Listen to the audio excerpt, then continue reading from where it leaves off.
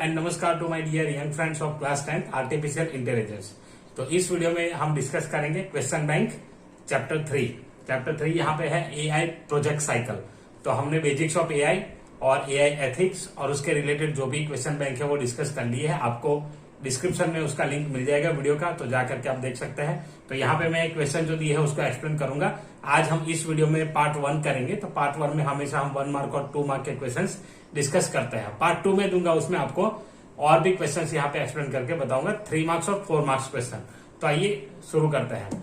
Video शुरू करने से पहले आप अगर पहली बार चैनल पे आए हैं, पहली बार वीडियो देख रहे हैं, तो चैनल को सब्सक्राइब जरूर करिए और बेल नोटिफिकेशन आइकन प्रेस करिए ताकि आने वाले वीडियो का नोटिफिकेशन आपको मिल जाए। तो यहाँ सबसे पहले क्वेश्चन है, name all the stages of AI project cycle. तो ये काफी सिंपल है, एआई प्रोजेक्ट साइकिल के कौन से स्टेजेस है वो लिखना है। तो सबसे पहला है आपका प्रॉब्लम स्कोपिंग, उसके बाद आता है डेटा एक्विजिशन के बाद आता है डेटा एक्सप्लोरेशन के बाद आता है मॉडलिंग। ये बेसिक स्टेप्स है। उसके बाद इवेल्यूशन लास्ट में होता है। तो यहाँ पे ये दिए हुए हैं। नेक्स्ट क्वेश्चन है, what are the sustainable development goals. तो सस्टेनेबल डेवलपमेंट गोल्स क्या है? तो पहले सस्टेनेबल डेवलपमेंट क्या है वो आपको पता होना चाहिए। तो यहाँ लिखा है, the sustainable development goals also known as the global goals were adopted by all United Nations member states in 2015 as a universe call to action to end poverty, protect the planet and ensure that all people enjoy peace and prosperity। तो सब शांति से रहे, अच्छे से रहे, सारी जो जीव सृष्टि है, पूरा एनवायरनमेंट है, वो सब अच्छे से रहे। तो उनके लिए यहाँ पे यूनाइटेड नेशंस मेंबर जो भी थे उन्होंने 2015 में यहाँ पे एक समिट में ये चीज यहाँ पे की और कुछ गोल्स डिसाइड किए। वो 17 गोल्स है, वो मैं वीडियो में आपको बता चुका हूं। और द सस्टेनेबल डेवलपमेंट गोल्स और global goals are a collection of 17 interlinked goals design to be a blueprint to achieve a better and more sustainable future for all so that the future generations may live in peace and prosperity. तो आने वाली जो हमारी पीढ़ियां है वो अच्छे से जिए, उसके लिए ये सारी चीजें की गई है। चलिए नेक्स्ट क्वेश्चन यहाँ पे देखते हैं, name the 4W problem canvases under the problem scoping stage of the AI project cycle. AI project cycle के वीडियो अवेलेबल है, अगर आपने देखे नहीं है, मिस कर दिए हैं, जाइए डिस्क्रिप्शन में लिंक मिलेगा, वहां जाकर के आप देख सकते हैं। तो यहाँ पे कौन कौन से है 4W कैनवास। तो उसमें फर्स्ट सबसे पहले जो है फर्स्ट वो है WHO, who, what, where, why. Who में यहाँ कौन कौन आता है, जो स्टेक होल्डर्स होता है वो सारे हु में आते हैं। व्हाट में क्या आता है कि प्रॉब्लम क्या है और क्या उसका कंटेक्स्ट है वो हम देखते हैं यहाँ पे। वेयर जो एक्चुअली लोकेशन क्या होगा और किस संदर्भ में आया है वो देखेंगे। और वाई क्या होता है कि मोस्टली सॉल्यूशन क्या मिला उसका, तो वो सॉल्यूशन आपको यहाँ पे बताना होता है। तो सॉल्यूशन यहाँ पे हम देते हैं इसको, तो वाई में सॉल्यूशन लिखेंगे, ideal solution what will be. तो ये 4 क्वेश्चन होते हैं। Next question, what is testing data set. तो जो मशीन लर्निंग में हम डेटा प्रोवाइड करते हैं उसे टेस्टिंग डेटा कहा जाता है। जो इनपुट होता है वो टेस्टिंग डेटा है। The data set provided to the model ML algorithm after training the algorithm. तो वही है जो प्रोवाइड करता है वो testing data. Mention types of learning approaches for AI modelling. तो यहाँ पे सुपरवाइज, अनसुपरवाइज और रीएनफोर्समेंट, ये 3 टाइप के लर्निंग यहाँ पे है। What is the objective of evaluation stage. It is to evaluate whether the ML algorithm is able to predict with high accuracy or not before deployment. मतलब आपने उसको पब्लिश किया, उससे पहले वो हाई एक्यूरेसी से काम करता है कि नहीं करता है। तो इसके लिए हम ये इवेल्यूएशन स्टेज पे जाते हैं। Fill in the blanks, the analogy of an artificial neural network can be made with dash. तो यहाँ पे आंसर आएगा parallel processing. Which of the following is not an authentic source of data acquisition. तो इसमें से कौन सा authentic source नहीं है? पहला दिया है sensors, surveys, web scrapping and system hacking. तो यहाँ पे देखिए सेंसर्स क्या होता है, तो सेंसर से इनपुट लिया जा सकता है, तो उससे डेटा हम कलेक्ट कर सकते हैं। सर्वेज तो हम उसी के लिए यूज करते हैं कि लोग फील करें और उसके द्वारा जो भी कंपनियां, तो जो भी लोग यहाँ पे सर्वे करते हैं उनको उनकी जानकारी मिल जाए। उसके बाद वेब स्क्रैपिंग में क्या होता है कि जो वेबसाइट्स, मतलब कुछ वेबसाइट्स ऐसी ऑब्सोलेट हो चुकी है या तो कोई प्रॉब्लम आया उसमें तो अभी काम नहीं कर रहा, आर्काइव में जो जाता है तो आर्काइव का डेटा होता है, तो उसी चीज को वेब स्क्रैपिंग कहते हैं। जो काम की चीज नहीं उसको हम हटा देते हैं वहां से, तो वो वेब स्क्रैपिंग है। तो वहां से भी डेटा हमें मिल सकता है पुराना। तो ये 3 जगह से डेटा एक्वायर कर सकते हैं। सिस्टम हैकिंग से नहीं कर सकते, ताकि सिस्टम हैकिंग में क्या होता है, कोई सिस्टम के अंदर घुस जाता है, तो इसलिए ये यहाँ पे नहीं आएगा। Next, which type of graphical representation suits best for continuous type of data like monthly exam scores of a student. तो यहाँ पे जो स्टूडेंट का मंथली डेटा है उसको किस चार्ट पे आप रिप्रेजेंट कर सकते हैं। तो आप यहाँ पे लिख सकते हैं, इन्होंने लीनियर ग्राफ दिया है, पर आप लिख सकते हैं कि आप किसके ऊपर उसको रिप्रेजेंट करना चाहते हैं। तो इसमें डेटा एक्सप्लोरेशन आप किसी भी वे में कर सकते हैं, आपको जो अच्छा लगता है। तो यहाँ पे मेरे हिसाब से एक तो बार ग्राफ भी हम यूज कर सकते हैं। तो बार ग्राफ में हमें मंथली जो रिकॉर्ड उसका पता चलेगा, हम कंपेयर कर पाएंगे, तो ये भी कर सकते हैं। तो लीनियर ग्राफ और बार ग्राफ, लीनियर में वो जो लाइन्स आती है उससे कंपैरिजन पता चलेगा, और बार से भी पता चलता है। तो कॉलम चार्ट भी यूज कर सकते हैं, वही बार होता है वही कॉलम होता है। Next, fill in the blanks. Neural networks is mesh of multiple layers. यहाँ पे लेयर्स भी आ सकता है और हिडन लेयर्स भी आंसर आ सकता है। नेक्स्ट, यहाँ पे 2 मार्क के क्वेश्चन है। What are the 2 different approaches for AI modelling, define them. तो यहाँ पे कौन कौन से है, तो यहाँ पे लिखा है rule based and learning based model. तो रूल बेस्ड होता है, एक लर्निंग बेस्ड होता है। रूल बेस्ड में क्या होता है कि पहले से pre defined set of rules दिए जाते हैं सिस्टम को और उसी के ऊपर से काम करता है। लर्निंग बेस्ड में क्या होता है कि ऐसा कोई रूल नहीं होता है, जो भी डेटा उसको मिलता है उसको पहले अंडरस्टैंड करेगा, उसके बाद उसके ऊपर से लर्न करेगा। चलिए देखते हैं। The rule based approach generates predefined outputs based on certain rules program by humans, whereas machine learning approach has its own rule based on the output and data used to train the models। तो ये जो जैसे बताया वैसे उसी के ऊपर से मॉडल को ट्रेन किया जाता है। Next, rule based approach refers to the AI modelling where the relationship और patterns in data are defined by the developer. The machine follows the rules और instructions mentioned by the developer and perform its task accordingly. Whereas in learning based approach, the relationship or patterns in data are not defined by the developer. In this approach, random data is fed to the machine and it is left to the machine to figure out patterns and trends out of it. तो वहां पे data एक बार डाल करके छोड़ दिया जाता है, उसके बाद मशीन अपने आप ही डिसाइड करता है कि भैया क्या करना है। तो उसमें कोई भी पैटर्न बनाना है या तो फिर कोई ट्रेंड, वो सारी चीजें यहाँ पे देख लेगा। Next question, what is problem statement template and what is its significance. तो ये भी यहाँ पे बहुत सिंपल क्वेश्चन है। आप मेरी प्रॉब्लम स्कोपिंग की वीडियो देखिए, आपको पूरा समझ में आ जाएगा, अच्छे से एक्सप्लेन किया है। तो वो डिस्क्रिप्शन में लिंक है, आई बटन में भी आपको मिल जाएगा। यहाँ पे है कि the problem statement template gives a clear idea about the basic framework required to achieve the goal. It is the 4 W's canvas which segregates what is the problem, where does it arise, who is affected, why is it a problem. It takes us straight to the goal। तो ये करने से हमें directly गोल जो achieve करना है वहां पे सीधा हमें पता चलेगा कि क्या करना है।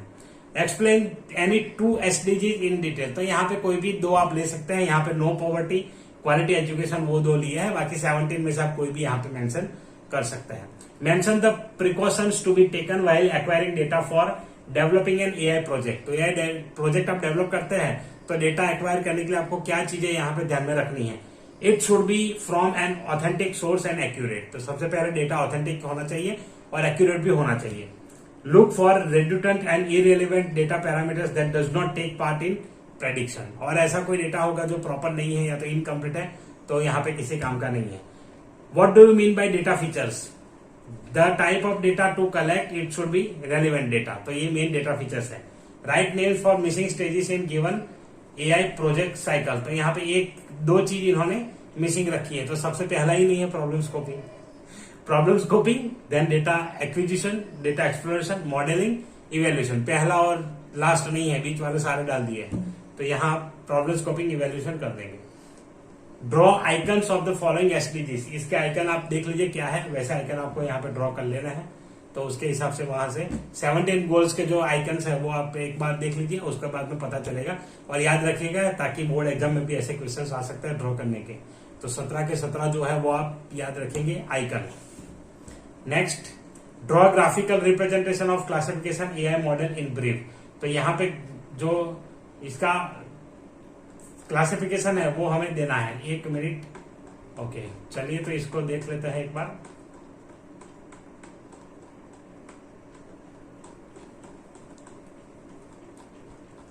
तो यहां पे देखिए ये चीज बताई गई है, graphical representation of classification AI model. तो क्लासिफिकेशन क्या होता है।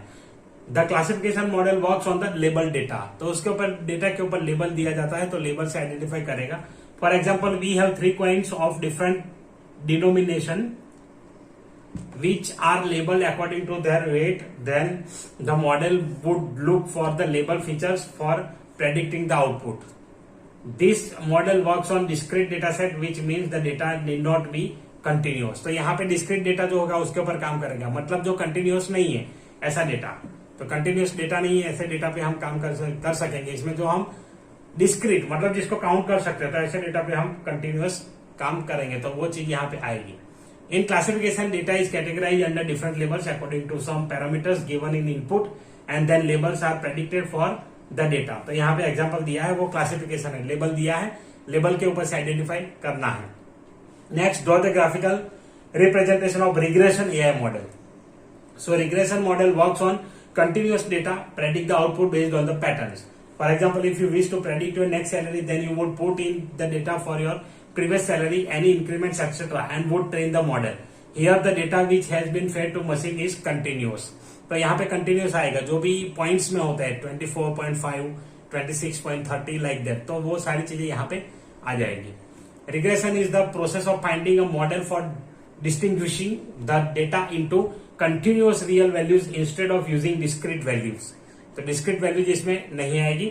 It can also identify the distribution movement depending on the historical data. तो historical data के ऊपर से भी ये परफॉर्म कर सकता है काम, तो वो है regression. Draw graphical representation of clustering AI model. Clustering क्या होता है? It is refers to supervised learning algorithm which can cluster the unknown data according to the patterns or trends identified out of it. The patterns observed might be the ones which are known to the developer, or it might even come up with some unique patterns out of it. Clustering is the task of dividing the data points into number of groups such that data points in same groups are more similar to other data points in the same group and dissimilar to the data points in other groups. It is basically a collection of objects on the basis of similarity and dissimilarity between them. तो यहाँ पे जो objects होंगे तो उनको क्या है, clustering किया है। क्लस्टर का मतलब क्या होता है? डिवाइड करना। तो उसको डिवाइड किया जाता है जो डेटा हमें मिलता है उसके ऊपर से, और उसके बाद यहाँ पे सिमिलर जो होता है और डिसिमिलर जो होता है उन दोनों को अलग करके यहाँ रिप्रेजेंट किया जाता है। नेक्स्ट क्वेश्चन है, explain the data exploration stage. Data exploration क्या है? In this stage of project cycle we try to interpret some useful information out of the data we have acquired. For this purpose, we need to explore the data and try to put it uniformly for a better understanding. This stage deals with validating or verification of the collected data and analyze that the data is according to the specified specifications decided, the data is free from errors, and the data is meeting our needs. तो ये तीन चीजें यहाँ पे देखी जाती है। सबसे पहले क्या है? According to the specifications decided, तो जो हमने पहले डिसाइड किया था उसी तरीके से डेटा मिला है या नहीं।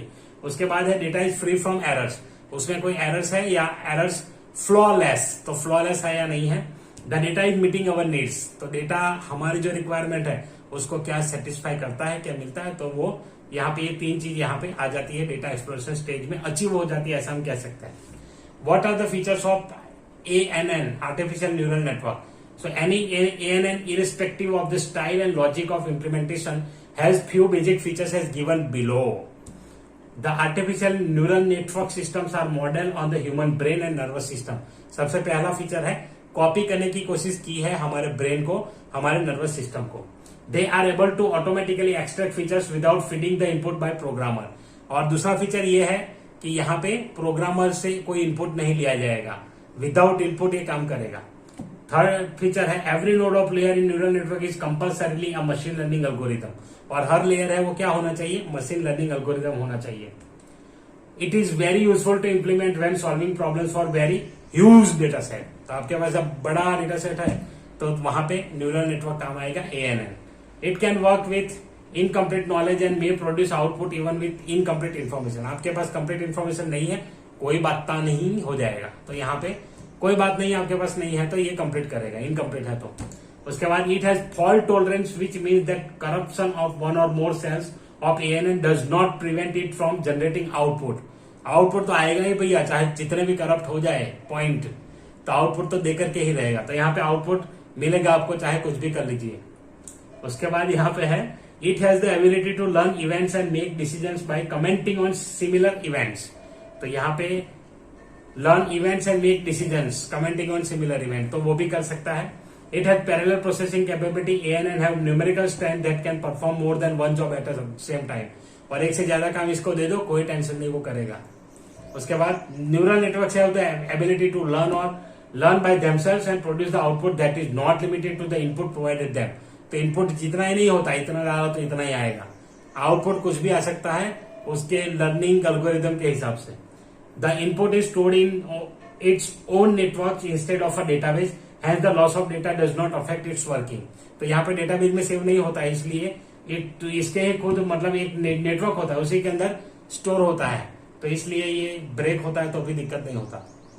This networks can learn from examples and apply them when a similar events arises, making them able to work through real time events.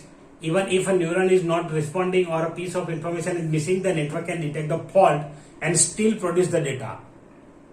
तो ऐसा कुछ भी होता है तो यहाँ पे डेटा प्रोड्यूस हो जाएगा। They can perform multiple tasks in parallel without affecting the system performance. तो सिस्टम परफॉर्मेंस को अफेक्ट किए बिना भी ये काम करेगा। What is the purpose of getting AI ready? So the world is changing with each day and we have huge data coming our way. The purpose of getting AI ready means taking steps to collect data around relevant systems, equipment and procedures, and storing and capturing that data in a way that makes it easily accessible to others for use in future AI applications. तो यहाँ पे देखिए कि जैसे जैसे time आता चला है हम डेटा के ऊपर ज्यादा काम कर रहे हैं, डेटा अभी बढ़ ही रहा है डे टू डे, तो उसको सारे प्रोसीजर और कुछ सिस्टम में डालने के लिए, वैसे ही सेम प्रोसीजर्स को फॉलो करने के लिए और इस डेटा को स्टोर करने के लिए जो फ्यूचर में यूज हो सके, तो उसके लिए यहाँ पे getting AI ready, the purpose of getting AI ready इसलिए किया जाता है। The purpose of getting AI ready specifies the responsible and optimum use of huge amount of data around us to create and implement into such systems and applications which should make life of future generations more organized and sustainable. This process may lead to better life for mankind, तो हमारे भले के लिए सब कुछ किया जाता है, ऐसा यहाँ पे लिखा गया है। तो जो फ्यूचर में है कि जब डेटा इतना बड़ा हो जाएगा तो किसी को कोई किसी प्रकार का डेटा चाहिए तो वहां से मिल जाए, तो उसी के लिए यहाँ पे गेटिंग AI रेडी का इंपॉर्टेंस है। नेक्स्ट क्वेश्चन यहाँ पे है last, what are the different types of sources of data from where we can collect reliable and authentic data set, explain in brief. Data can be a piece of information or facts and statistics collected together for reference or analysis. Whenever we want an AI project to be able to predict an output, we need to train it first using data. There could be many ways and sources from where we can collect reliable, authentic data sets, namely surveys, web scraping, sensors, cameras, observations, research, investigations, API. तो ये सारे यहाँ पे methods हैं, use कर सकते हैं। Sometimes internet is also use to acquire data, but the most important point to keep in mind is that the data should be taken from reliable and authentic websites only. Some reliable data sources are UN, Google Scholar, Finance, CIA, Data.gov. तो ये सारे website है, वहां से data हम ले सकते हैं। तो आशा रखता हूं कि आपको ये क्वेश्चन बैंक जो एक्सप्लेन किया है वो समझ में आया होगा।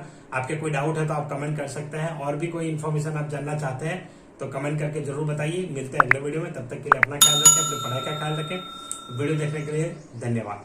Tata, bye bye.